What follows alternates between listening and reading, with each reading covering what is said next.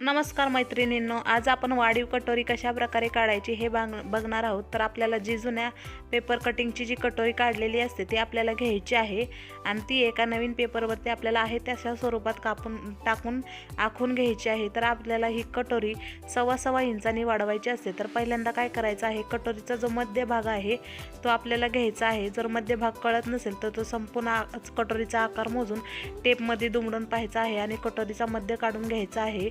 कटोरीचा मध्य काढल्यानंतर त्याला 1.25 इंचाने कडेनेही वाढवून घ्यायचा आहे। तिन्ही बाजूने आपल्याला 1.25 इंच वाढवायचे आहे। आता जो तिरकी रेषा आहे ते वरती कटोरीच्या तोंडाच्या ठिकाणी जोडून घ्यायची आहे आणि जो कटोरीची दुसरी तिरकी रेषा मारणार आहोत ती मात्र आपल्याला जुन्या कटोरीच्या टोकापासूनच जोडून घ्यायची आहे।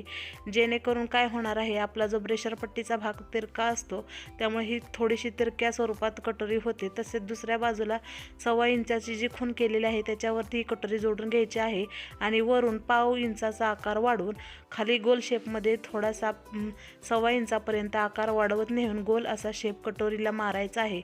अशा प्रकारे आपली परफेक्ट कटोरी तयार झालेली आहे।